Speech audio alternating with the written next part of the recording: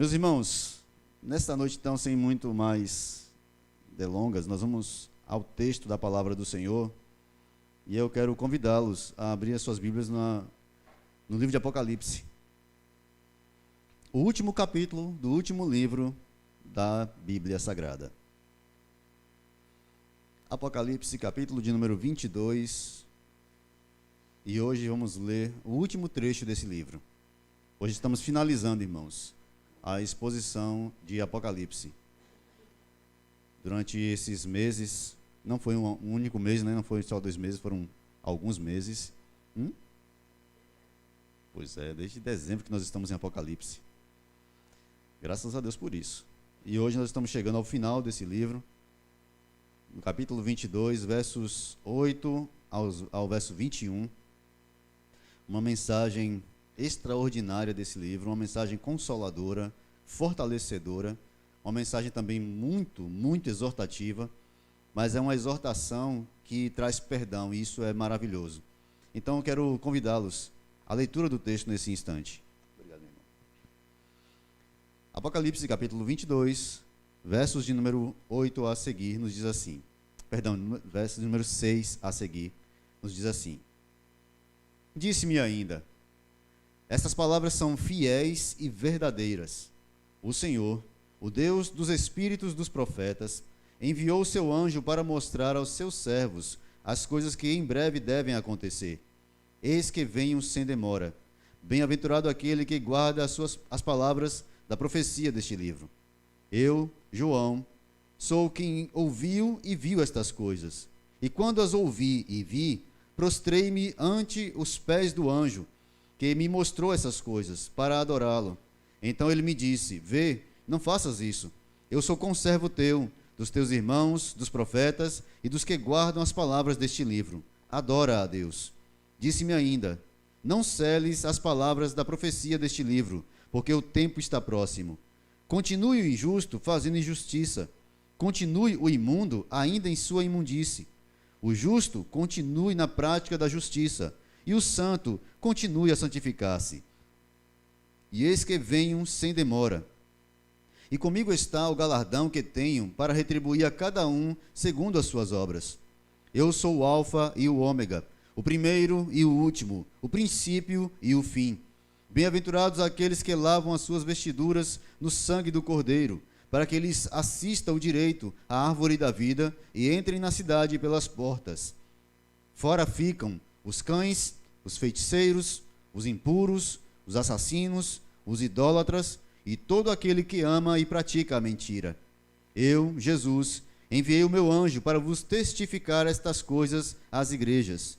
Eu sou a raiz e a geração de Davi, a brilhante estrela da manhã. O Espírito e a noiva dizem: Vem. Aquele que ouve, diga: Vem. Aquele que tem sede, venha, e quem quiser, receba de graça a água da vida. Eu, a todo aquele que ouve as palavras da profecia deste livro, testifico: se alguém lhe fizer qualquer acréscimo, Deus lhe acrescentará os flagelos escritos neste livro. E se alguém tirar qualquer coisa das palavras do livro desta profecia, Deus tirará a sua parte da árvore da vida, da cidade santa e das coisas que se acham escritas neste livro. Aquele que dá testemunho destas coisas diz: certamente sem demora venho. Amém. Vem, Senhor Jesus. A graça do Senhor Jesus seja com todos. Houve, enquanto eu estava meditando nas Escrituras, nesse texto maravilhoso, uma palavra salta desse livro de forma contínua, por 6 vezes. Antes que eu fale qual é a palavra e por que ela está tantas vezes inserida aqui nesse texto tão pequenininho, são apenas 16 versículos, eu quero mostrar aos irmãos que, a depender de como nós entendemos as coisas, nós também temos uma percepção certa ou errada a respeito da fé, e também a nossa esperança, ela pode titubear por causa da maneira como nós pensamos ou cremos. O tema, ou se eu pudesse dar um tema nessa noite, com certeza, irmãos, no final desse livro, o último capítulo, o fechamento do Apocalipse, é uma mensagem de esperança, mas é principalmente uma mensagem aos cansados, aos abatidos, aos que não suportam mais, aos que já estão no seu limite, aos que não aguentam mais, nem mais um dia. A estes, o Senhor tem uma mensagem específica nessa noite. Eu quero chamar a atenção para um fato que é cultural e é histórico. Brasileiros não sabem o que significa pontualidade. Brasileiros não entendem e não entendem o que significa ser pontual. Pontualidade seria o ato de você cumprir horário. Nós não cumprimos horário, a não ser que o cumprimento do horário envolva dinheiro. Se envolver dinheiro, a gente cumpre. Por exemplo, o patrão diz, você tem que estar aqui às 5 horas da manhã. Ele chega às 5 horas da manhã. O patrão diz, você só pode sair daqui às 7 horas da noite. Ele sai às 7 horas da noite.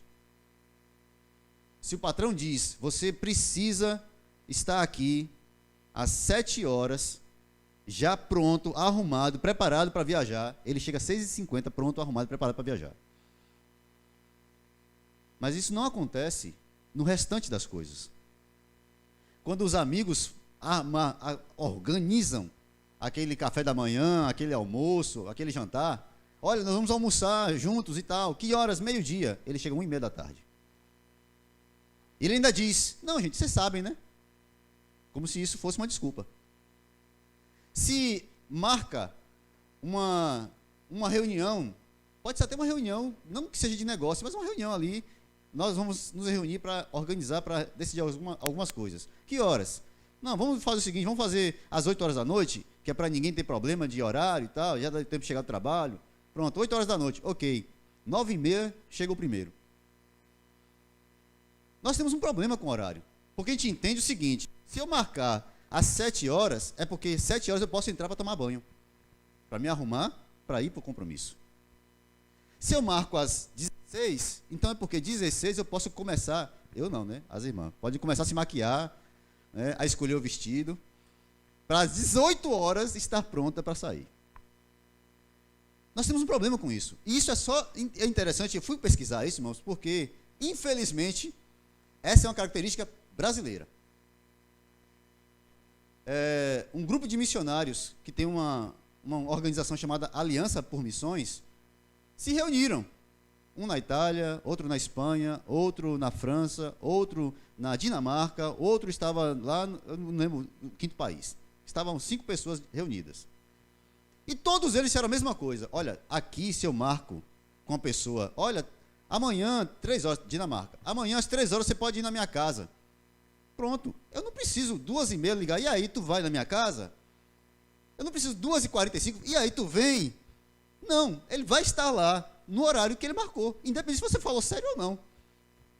Se você falou brincando, o problema é seu, ele vai estar lá às 3 horas. Na França o pessoal disse a mesma coisa, olha, marcou aqui, não, olha, a gente vai fazer aqui uma reunião às 14. Às 14 está todo mundo na porta. Uma certa pessoa disse que na Dinamarca, ela marcou com uma amiga dela, que estaria na casa da amiga às 3 horas da tarde. Mas ela sabendo, ela como brasileira, e sabendo que na Dinamarca horário é horário, se é 15, é 15, não é 15h01, não é 15h15, não é 15h30, é 15. Então ela fez o quê? Não, eu vou sair antes, vou sair 2h40, 2h30, porque eu sei que tem trânsito, daqui para lá é só 10 minutos, mas vai que eu me atrase alguma coisa. Às 2h30, a amiga ligou dizendo, olha, eu vou me atrasar 10 minutos. Faltava 30 ainda para o compromisso. E ela já estava avisando que ia atrasar 10 minutos. Por quê? Porque ela sabe que atraso não significa apenas chegar atrasado. É falta de respeito. Atraso é dizer, o que você marcou não me importa. Eu tenho meu tempo, minhas coisas, e eu vou fazer. Quando eu tiver tempo, eu atendo você. Quando eu quiser, eu vou sair da minha casa e vou na sua. Quando eu achar mais conveniente, eu posso ir na sua casa. Eu posso atender seu convite. Eu posso chegar no horário que você marcou. Então, para os europeus e os ocidentais mais ao norte, né? O pessoal do sul é meio complicado. Mas o pessoal mais ao norte, horário é horário. E quando a gente fala, então, de horário, de tempo, e agora, olhando para esse texto que João fala sobre o último a última orientação de Jesus sobre o último tempo. E note, irmãos, que eles estão aqui aproximadamente no final do primeiro século, ou melhor, do segundo século, ano 100. Eles estão no final do segundo século. Eles estão aqui entrando para o ano 100, ano 105 mais ou menos. Então você nota que esse período aqui é um período que estavam acontecendo muitas, mas muitas aflições no meio da igreja. Era uma igreja perseguida. João está na ilha de Patmos por causa da perseguição ao evangelho. Então, tempo para eles era tempo de sofrimento. Quanto mais tempo se passava, mais tempo de sofrimento eles tinham. Para o cansado e para o sofredor, o tempo tem uma característica diferente. Porque, apesar de dizer que será pouco tempo de sofrimento, como Paulo diz, olha, ainda um pouquinho de tempo, a expressão que Paulo usa ali, é como se fosse um tempo muito pequenininho. Ainda é só um pouquinho, gente, só falta um pouquinho de tempo, e o que há de vir virá e não tardará. Mas esse pouquinho de tempo que Paulo fala, para esses irmãos que estão presos, que estão sofrendo tentativas de morte todos os dias, alguns que não podem voltar para casa nesse final do século, esse pouquinho de tempo era tempo demais. E a promessa de Jesus de que ele em breve voltaria parecia um tempo eterno. Note, eles estão ainda no primeiro século. Nós estamos muito longe deles, hein? Eles ainda estão no primeiro século e já acham, já há quem pense que Jesus está tardando e tardando demais. Então, o texto do capítulo 22 é uma mensagem para quem está cansado de esperar. Para quem está achando que o esperar por Cristo e a mudança e um novo mundo parece uma utopia. Não vai acontecer isso. Sabe, o tempo está passando. As coisas estão piorando, só pioram, só pioram. Cadê Jesus? E cadê a promessa? Onde está a promessa que o Senhor fez? Eu sofro aflições na minha casa, eu sofro aflições no meu casamento, eu sofro aflições no meu trabalho, eu sofro aflições pessoais, eu sofro aflições no meu coração por falta de fé, eu sofro aflições externamente porque não consigo mais testemunhar de Cristo. Então eu estou com aflições o tempo todo. Eu estou extremamente aflito. Mas cadê Jesus que não volta? Quando é que ele vem para pôr fim a isso? Quando é que ele vai encerrar isso? Esses irmãos estavam pensando exatamente assim, irmãos. Eles diziam exatamente isso. Eles pensavam dessa forma. Eles estavam presos, eles estavam sem seus pastores, todos eles estavam presos ou mortos. Pense nisso. Todos os pastores desses irmãos estavam presos ou mortos. O último deles era João. João estava preso, vivo, mas preso. Ele vai sair, ele vai cuidar ainda da igreja de Éfeso, ele vai ajudar ali, talvez, não sei, tenha encontrado Timóteo lá na igreja de Éfeso ainda, mas independente disso, essas igrejas estão sofrendo, porque há uma perseguição severa sobre eles. E o tempo é muito, muito precioso para esses irmãos. Cada dia, irmãos, é uma eternidade de sofrimento. Então, o que é que Jesus tem a dizer a esses irmãos? Bom, em primeiro lugar, o sentimento de que há uma demora, de que Deus está tardando em atender ou em interferir nesse mundo, não é de agora. Na verdade, não é nem do tempo dos apóstolos. Se nós formos lá para Abacuque, ele já está falando sobre isso.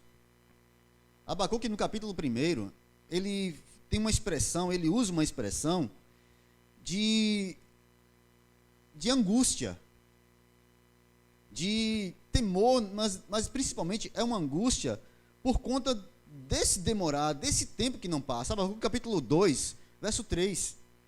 Pois a visão é para ainda o tempo determinado. Isso é Deus falando com Abacuque. E se apressa para o fim. Ainda que se demore, espera, porque certamente virá e não tardará. Abacuque está num tempo igual ao nosso, irmãos. Abacuque está vivendo um tempo muito, muito difícil. Ele vê a apostasia dentro da igreja, ele vê um mundo tenebroso ao redor dele, ele vê as pessoas abandonando a Cristo, ou nesse caso, abandonando a fé continuamente. Ele vê aqueles que deveriam ser fiéis apostatando, indo embora, saindo, deixando a fé. Ele vê aqueles que deveriam estar fazendo justiça, abraçando a injustiça. Ele vê o mundo em corrupção e desmoronando ao redor dele. E ele diz: Senhor, até quando? Até quando eu vou ficar gritando aqui e o Senhor não vai me ouvir? E Deus diz a ele: calma, o tempo do fim está chegando. E ele se apressa. Mas se ele tardar, espera, porque ele virá e não tardará. E a ideia de tardar, irmãos, aqui, não é de demora. É interessante porque, embora o português, claro, se eu digo alguém, se alguém está demorando, eu estou dizendo, está demorando mesmo, está atrasado, marcou um horário, mas já passou-se aqui 1 hora, 2 horas e não veio, então isso é uma demora, uma longa demora. Nesse caso aqui, não. A demora aqui, o tardar, significa não cumprir. Ou que alguma coisa impede de que aconteça. Quando tanto João quanto Abacuque falam sobre a volta de Cristo, quando eles dizem não tardar, não demorará, em breve ele vem, significa não que isso seja um tempo muito curto. Nós já estamos há 2000 anos da ressurreição de Cristo. Não é um tempo curto, mas é o fato de que, independente do que aconteça, isso vai se cumprir. Não tardará porque não haverá imprevistos, não haverá acidentes, não haverá percalços no caminho que impeçam que essa promessa se cumpra. Está tardando, está demorando. Mais à frente, 2 discípulos pensaram exatamente assim. Está demorando demais. Lucas capítulo 24, verso de número 21. Jesus tinha ressuscitado, ou melhor, tinha sido sepultado há apenas 3 dias. 2 dias, na verdade, né? Era amanhã do 3º dia. Muita gente já tinha desistido. Os discípulos já estavam voltando para pescar. Alguns estavam ali reunidos ainda, mas com medo. E 2 deles desgarraram do rebanho, né? As ovelhinhas, 2 ovelhinhas desgarrou do rebanho e fugiu. Estavam voltando para a cidade deles, para Emaús, uma cidade litorânea. E eles diziam entre eles, observem, quando Jesus se apresenta para eles, e eles não reconhecem o Senhor, e conversa com eles, verso 21, olha o que é que eles dizem para Jesus, não sabendo que é Ele. Ora, nós esperávamos, não esperam mais, eles estavam esperando, nós esperávamos que fosse Ele que havia de redimir a Israel. E, além de tudo isso, é já hoje o 3º dia, desde que essas coisas aconteceram. Ou seja, a gente ficou esperando até agora. São 3 dias já. Ele está morto. Ele foi sepultado. Acabou. 3 dias. Não, se fosse para acontecer alguma coisa, teria acontecido. É o 3º dia já. Está demorando demais. Jesus vai buscar eles já no caminho da desistência. Indo embora. Por quê? Porque já se passaram 3 dias e eles não estavam aguentando esperar mais. Se você acha que esse é o único texto, o próprio Jesus alerta que nós não podemos olhar para o tempo e achar que, por causa da demora, ele não virá mais. Porque isso faz com que nós deixamos de vigiar. No mesmo livro de Lucas, capítulo 12, versos 45 e 46, Jesus falando sobre o servo mau, o servo infiel, ele diz, mas se aquele servo disser em seu coração, o meu Senhor tarda em vir, ou seja, está demorando muito, e começar a espancar os criados e as criadas, e a comer, e a beber, e a embriagar-se, virá o Senhor desse servo num dia que não espera, e numa hora que não sabe, cortá-lo-á pelo meio, e lhe dará a sua parte com os infiéis. A tendência de quando nós entendemos que o Senhor está demorando, a demora de Jesus, o tardar do Senhor Jesus, gera apostasia, abandono da fé, gera desistência e gera também corrupção do coração daqueles que não estavam firmados em Cristo. Irmãos, o tempo é um inimigo da fé de muitos. O tempo pode corroer aquilo que a gente acha que é fé. O tempo pode destruir aquilo que a gente pensava que era fé.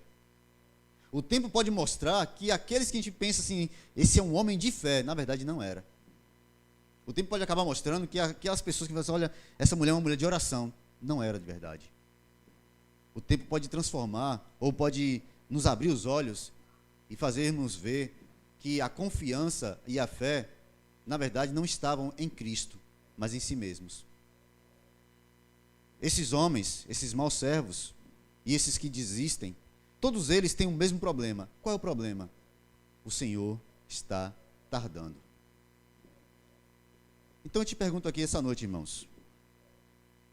Para você, Jesus está demorando demais? Está tardando? Para você, nas suas orações, você já está orando e dizendo, Senhor, se o Senhor levar aí mais um ano sem voltar, eu não aguento não. Se o Senhor não voltar até o final desse ano, eu desisto. Se o Senhor não mudar, se o Senhor não transformar, se o Senhor não intervir na minha vida até o final desse ano, para mim acabou. Porque eu acho que o tempo já foi demais. Já passou tempo demais, estou cansado. Isso passa no seu coração, irmão? Mas também se passava no coração desses irmãos aqui. Você não é pior do que João, do que Pedro, do que Tiago, do que os discípulos que estavam a caminho de Emaús, que Jesus foi buscar no caminho. Você não é pior, nem é melhor do que eles. Você não é melhor nem pior do que Abacuque. Um homem, um servo de Deus, um profeta fiel, cansado.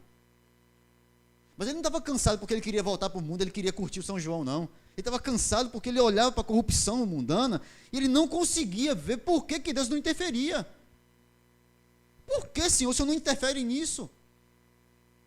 Da mesma forma, a gente olha ao nosso redor e a gente vê a corrupção nas igrejas, a corrupção na política, a corrupção na justiça, a corrupção na nossa vizinhança. É uma corrupção, é um apodrecimento tão grande. A gente olha para o nosso redor e fala, Senhor, cadê o Senhor?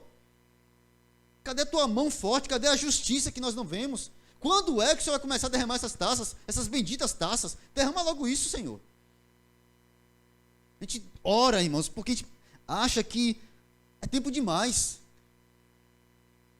Deus está demorando. Isso traz a gente uma agonia.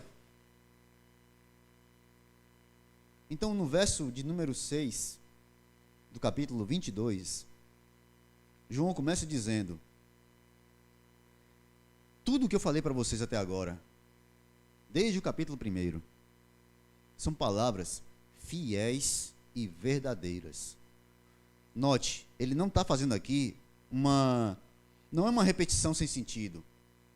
Não é apenas usando duas palavras diferentes que são sinônimas. Ele não está falando a mesma coisa com duas palavras diferentes. Ele está dizendo, essas palavras são fiéis e verdadeiras. Por que essas palavras são fiéis? Por causa daquele que fala. Aquele que está dizendo vai cumpri-las. Tudo que está escrito se cumprirá. É fiel. Não voltará atrás, não desistirá, não vai se arrepender, não vai mudar de ideia. Isso aqui é fiel. Essas promessas são fiéis, essas palavras são fiéis.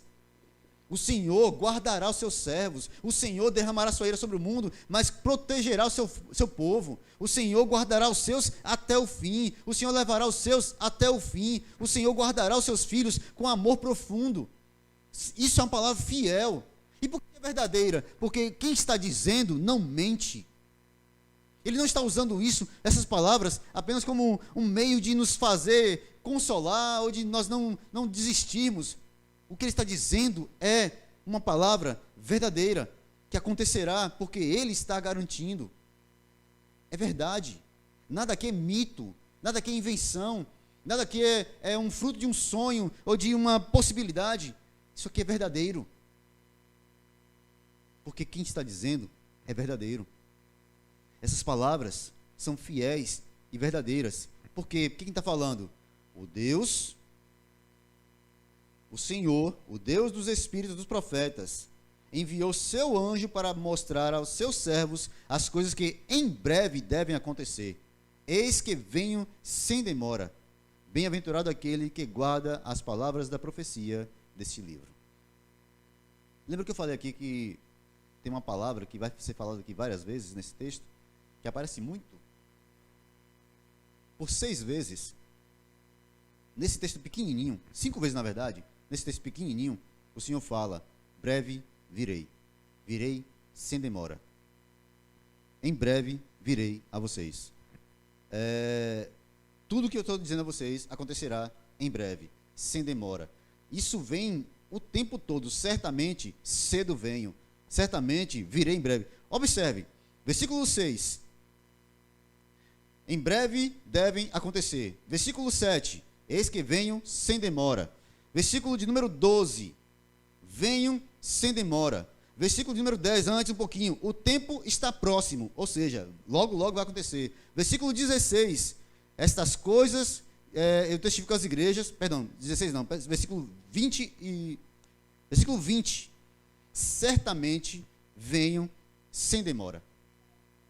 Por 5 vezes nesse pequeno texto, o Senhor fala com seu povo. Eu venho em breve. Eu venho, não vou demorar. Eu venho, não vai tardar. Mas, Senhor, já se passou tanto tempo. Tanta coisa está acontecendo. E para a nossa geração é pior ainda, irmãos. Porque a nossa geração é a geração das coisas de milésimos de segundos. A nossa geração é a geração do Instagram. 10 visualizações em 1 minuto. 5 vídeos em 1 minuto. Você passa as coisas rapidamente. Sua mente não se prende a nada. Sabe? É um tempo aqui que a nossa mente tem muita informação, mas não capta nada. Se você perguntar o que você estava lendo agora, não sei. Eu vi um monte de coisa aqui. Qual foi a última postagem que você viu? Deixa eu pensar aqui. Acabou de olhar. Está fechando, está desligando o celular. Não sabe mais. É uma enxurrada de informação em segundos. Então a gente acha que as coisas acontecem também em segundos. Já observou que antes a gente era a geração do micro-ondas. Eu nem sei o que a gente é mais. A geração do Wi-Fi, né? 5G. A geração do 5G. É milésimo de segundo para chegar a informação do outro lado. Se antigamente a televisão tinha um retardo natural de uma transmissão ao vivo. Era ao vivo para quem estava lá, mas para nós cá chegava com 1 minuto, às vezes 30 segundos, 40 segundos de diferença. É o que a gente chama de delay.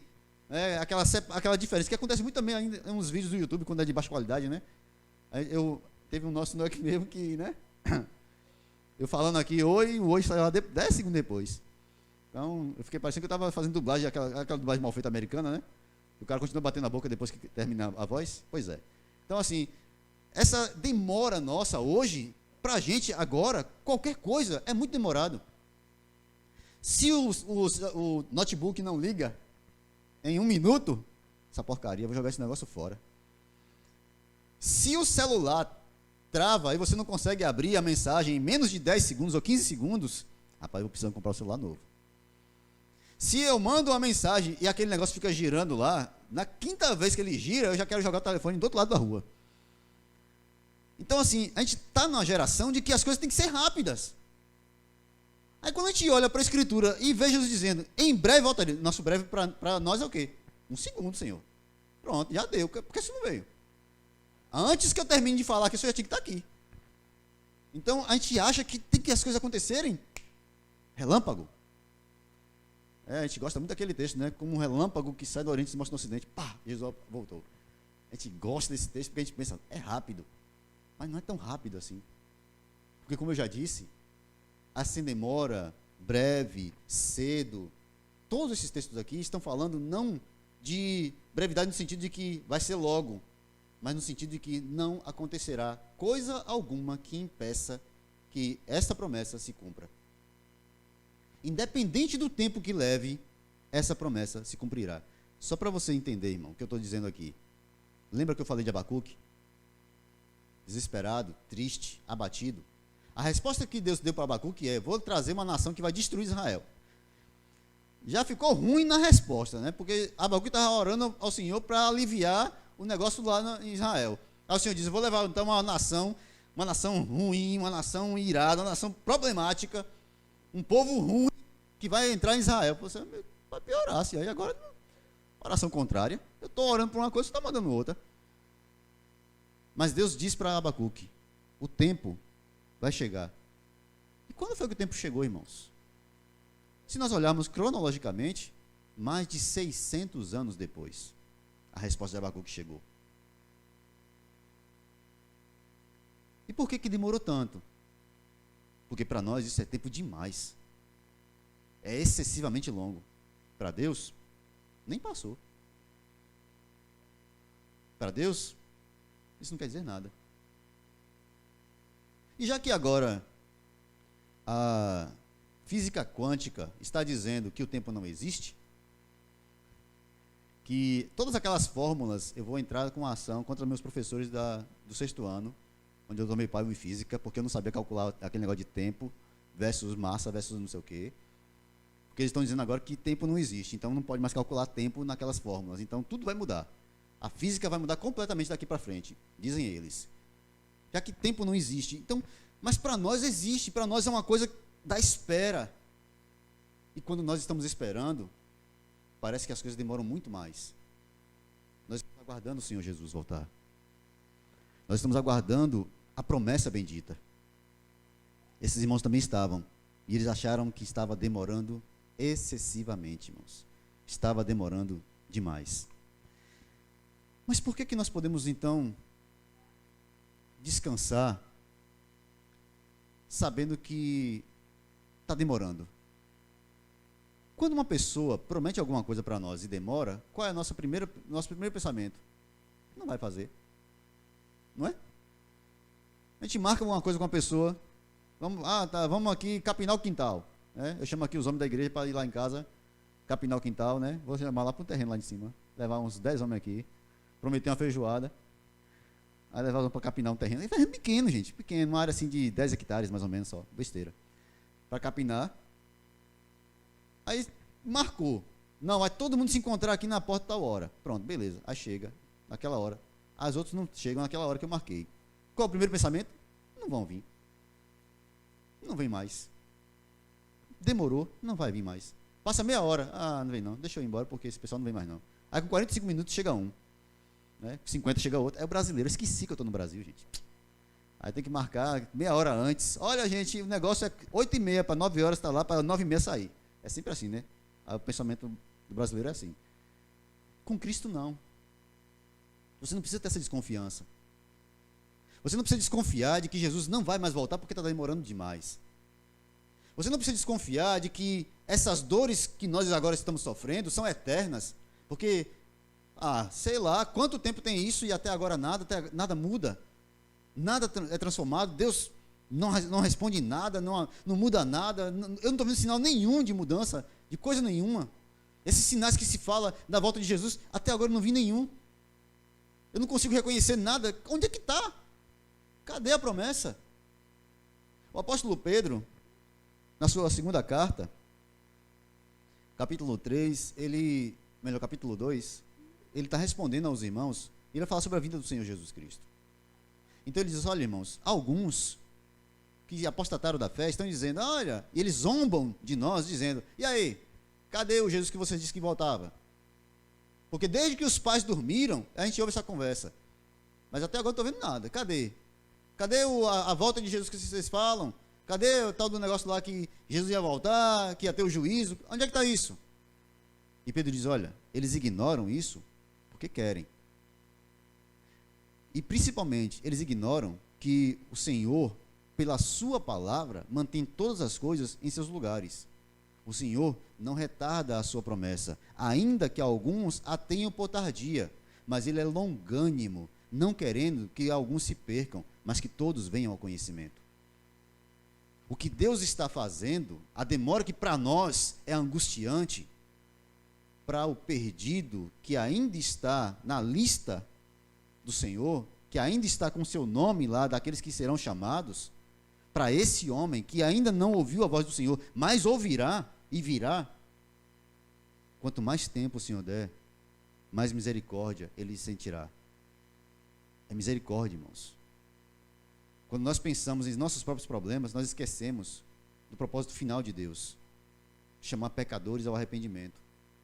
Mas a gente está muito preocupado com a nossa conta bancária, com nossas provas, com os nossos sonhos, com as nossas percepções, com as coisas que eu quero fazer, com as coisas que estão acontecendo ao meu redor, e está tudo muito ruim. Ah, Senhor, o casamento está ruim, volta logo, Jesus. Ah, perdi no concurso, volta, Jesus.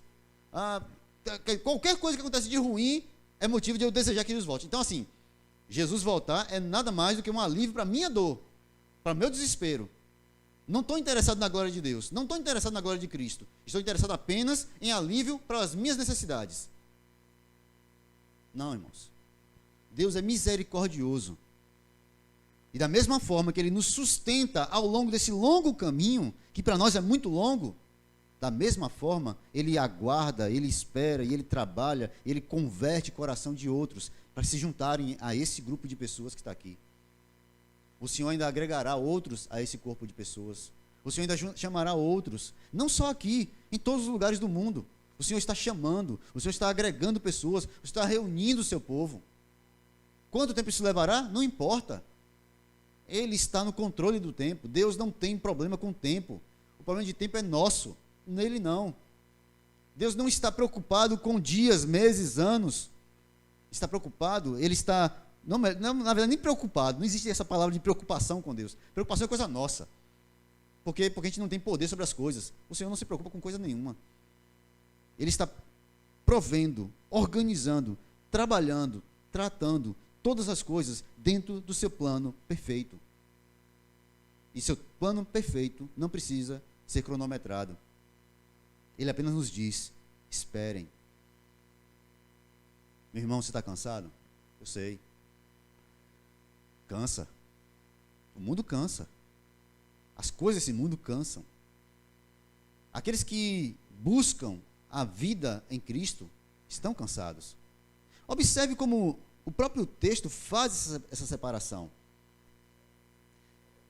Bem-aventurado aqueles que... Perdão, um pouco antes. Verso 14. Bem-aventurado aqueles que lavam suas vestiduras no sangue do Cordeiro, para que eles assistam direito à árvore da vida e entrem na cidade pelas portas. Fora ficam os cães, os feiticeiros, os impuros, os assassinos, os idólatras e todo aquele que ama e pratica a mentira. A mesma mensagem de esperança para nós é a mensagem de juízo muito, muito próximo para aqueles que vivem na desobediência e amam o pecado.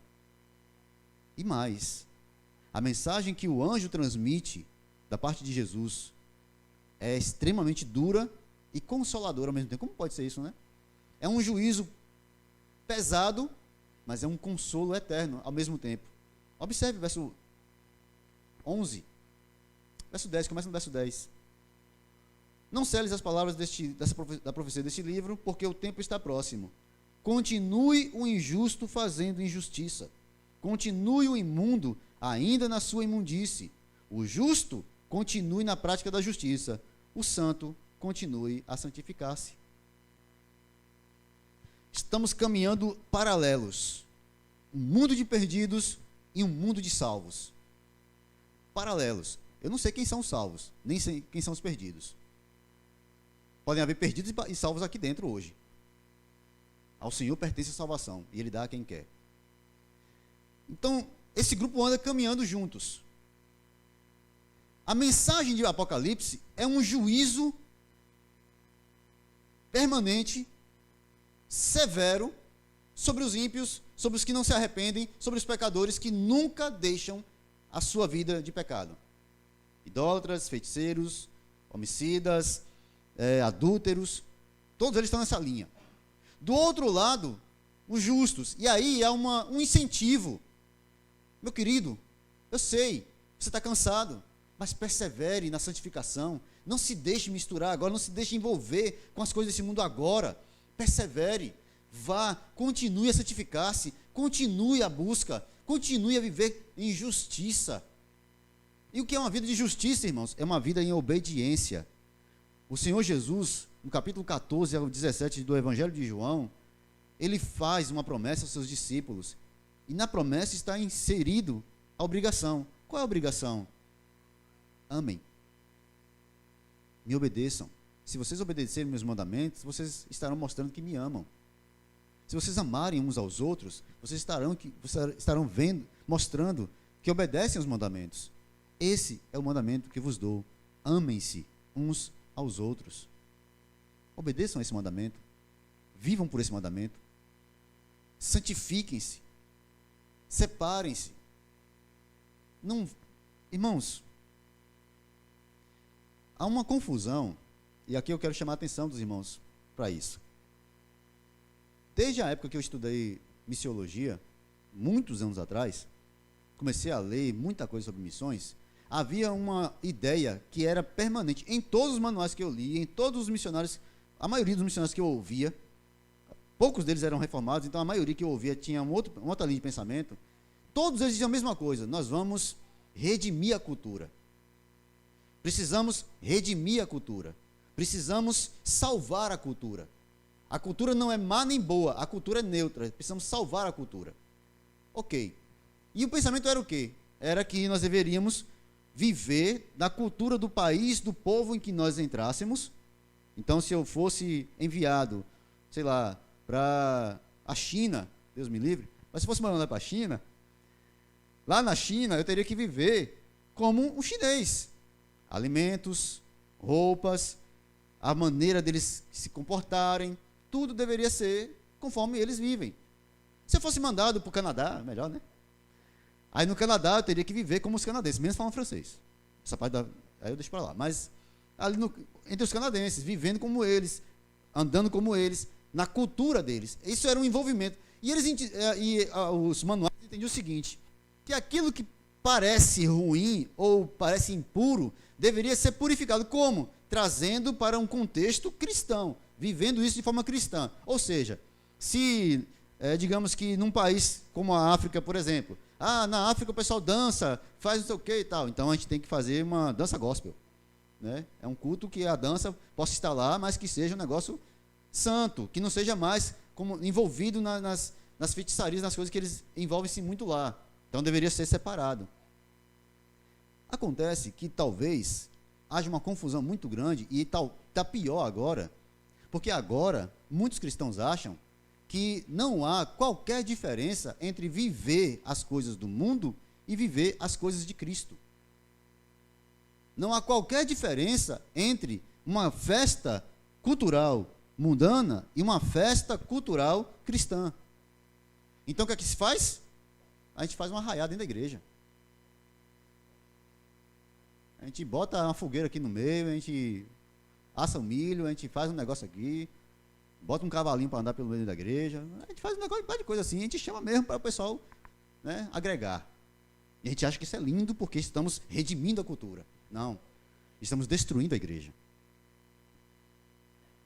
Isso não é redimir a cultura.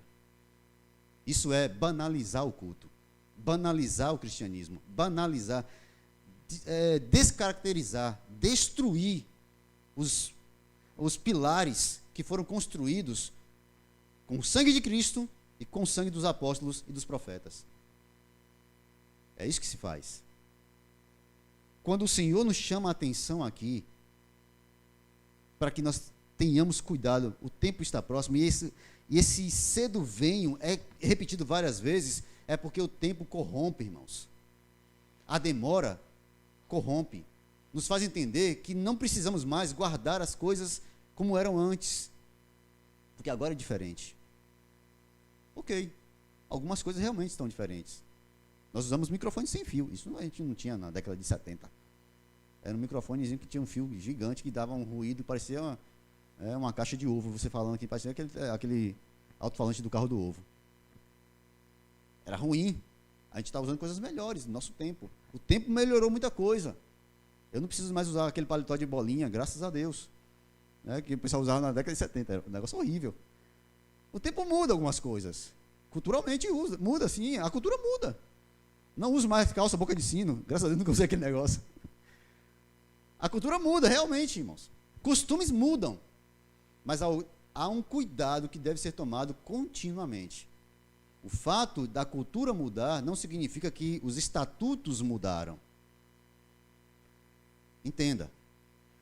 A cultura pode dizer 300 vezes que um tipo de comportamento é comum e normal e aceitável. Mas se a Escritura diz é pecado e acabou. Culturalmente falando, adultério e fornicação está normal para o mundo. Absolutamente normal. Até, na verdade, está sendo comemorado, festejado. Tem glamour. As pessoas acham lindo. Torcem até nas novelas pelo casal que vai largar, o cara que vai largar a mulher para ficar com a outra, porque a outra que é a mulher dele. Aquela não. Torcem, fazem de tudo para tornar aquilo bonito. Hollywood começou e as novelas brasileiras continuaram. A tendência disso. A tendência de mostrar, de tentar implantar um pensamento de que a mudança ou o comportamento contrário à natureza humana, o homossexualismo, é normal, natural, deve ser vivido plenamente. Não é. Porque a Escritura diz que é pecado. E acabou. Eu estou dizendo que não pode haver remissão? Pode. O adúltero pode pedir perdão e alcançar perdão diante do Senhor e viver uma vida santa, de fidelidade com seu cônjuge. O homem ou a mulher que sofre com essa perseguição da homossexualidade, ele pode encontrar graça em Cristo para viver uma vida de santidade e de fidelidade.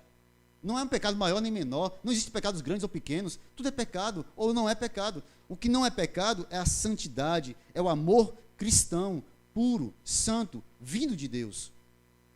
Um amor que se importa com o outro, mas não a tal ponto que se importa de que vai falar a verdade, nunca vai mentir para agradar fulano ou beltrano, vai dizer a verdade porque a verdade liberta, não qualquer verdade, a verdade cristã, a verdade bíblica. Os tempos podem passar, irmãos, e pode parecer que Jesus está demorando muito, isso pode corromper muitos corações, mas a mensagem para os cansados é a mesma. O Senhor é quem te fortalece. O Senhor é que te sustenta. Você não está caminhando com suas próprias forças. Você não tem que estar vitaminado para chegar até o céu. Você só precisa crer. Esperar em Cristo. E todas as vezes que o desespero bater a sua porta, todas as vezes que o desespero tocar no seu coração, e todas as vezes que você olhar ao seu redor e disser, Senhor, não dá, Senhor, eu não vou pregar mais, eu não vou orar mais, eu desisto, Senhor. Você pode se lembrar de dezenas de personagens bíblicos. Você pode se lembrar de Elias desistindo na caverna e o Senhor chamando ele e diz, vem Elias, cumpra o chamado para o qual eu te coloquei aqui. Você pode se lembrar de Pedro à beira do fogo, recebendo perdão do Senhor triplamente e dizendo, você, Pedro, será pastor, apacente meu rebanho. Você pode se lembrar dos discípulos de Emaús que voltaram alegres, felizes, no meio da madrugada, coisa que os judeus não faziam. Correram de volta e encontraram logo na manhã seguinte os discípulos lá reunidos e disseram, nós vimos o Senhor, Ele já ressuscitou. E pode ter certeza, esses meninos, esses irmãos, esses jovens que estavam aqui, discípulos, certamente eles encontraram, eles estavam lá naquele dia do Pentecostes, quando o Senhor encheu a todos eles e a casa se encheu com a presença do Senhor Deus. Você pode ter certeza que o Senhor nunca deixa seus servos voltarem para o pecado, para o mundo, largados. Ele vai buscá-los. Ele vai trazê-los de volta. Ele vai fortalecê-los. Ele vai sustentá-los. Porque ele disse na sua oração, capítulo 17 de João, as ovelhas são minhas. Elas estão nas minhas mãos. Meu Pai, que é maior do que eu, é que sustenta. Ninguém pode tomar as ovelhas das minhas mãos. Na oração do capítulo 17, quando o Senhor Jesus estava falando com o Pai e entregando seus discípulos e intercedendo para seus discípulos, ele disse, Pai, nenhum dos que o Senhor me deu se perdeu, a não ser o filho da perdição, que já estava determinado para isso, mas nenhum dos que o Senhor me entregou se perdeu. Eu guardei todos eles. E ele ora e diz, agora eu vou para o Senhor, agora eu vou para ti, Pai. Guarda eles, porque o mundo os odeia, como o mundo me odeia. Guarda eles. Jesus intercedeu por nós, irmãos, porque ele sabe que nós somos fracos, porque ele sabe que a gente se entristece muito fácil, porque ele sabe que a gente desiste na primeira pedra maior que a gente tem que subir. Enquanto está as pedrinhas pequenininhas, a gente está passando, mas quando vem as rochas enormes, a gente desiste. E as palavras do Senhor Jesus, nesse capítulo 22, nesse final, é a mesma. Esperem, eu venho. Esperem, não desesperem, esperem, mantenham a esperança. Eu venho, em breve eu venho. Nada vai impedir que ele venha. Nada vai impedir que ele retorne. Coisa alguma vai impedir. O mundo não pode impedir o Senhor Jesus de voltar. O diabo não pode impedir o Senhor Jesus de voltar. Ninguém, nada pode impedir a volta do Senhor Jesus. Ele virá, irmãos. Ele virá. Espere. Fortaleça-se no Senhor. O final do capítulo, a última palavra, a última frase do livro, é a frase que eu quero que você guarde com você todos os dias da sua vida. A graça do Senhor Jesus seja com todos. É pela graça que nós somos fortalecidos, sustentados, guardados. A graça que nos salvou é a que nos sustenta. Então ore ao Senhor e diga como o Espírito diz, venha. Como a noiva diz, venha. Que a sua oração seja como o apóstolo Paulo orou. Maranata, ora vem, Senhor Jesus. Deseje ardentemente o retorno do Mestre. Anseie por esse retorno. Sonhe, irmão, com esse retorno. É para tu sonhar sendo arrebatado, depois levantar dizendo, oh meu Deus, estou aqui ainda. Nem é para você acordar de manhã, como algumas pessoas já fizeram, né? Procurar dentro de casa a mãe e não achar, e falar, ei meu Deus. Não, meu querido. Que a tua esperança se firme no Senhor e que você espere nele com toda a alegria. Espera no Senhor. Confia nele. O Senhor levanta os abatidos. O Senhor conforta os tristes. O Senhor fortalece os cansados. O Senhor é aquele que alimentou Elias e disse, Elias, come e bebe, porque longa é a tua jornada. Pela segunda vez o Senhor despertou Elias e disse, Elias, come e bebe, porque longa é a tua jornada. Deus cuida dos seus filhos, nos dias de alegria e nos dias de dor também. Deus cuida dos seus filhos no dia que ele está feliz, evangelizando até o pastor da igreja, e naquele dia que ele não quer falar com ninguém, que ele já está pensando em desistir, ele está dizendo que não vale a pena. O Senhor cuida de nós todos os dias. Que essa série de Apocalipse, irmão, fique gravado nos nossos corações como a mensagem do Deus que faz justiça, que mantém sua palavra, que cumpre tudo aquilo que ele promete e que sustenta a sua igreja ao longo de toda a história, do início ao fim, de Gênesis a Apocalipse, da fundação do mundo à conclusão total, até aquele último dia, quando todos nós dissermos juntos, glória a Deus, o Senhor Jesus voltou. Que nós possamos estar felizes por esse dia e ansiosos por ele. Amém?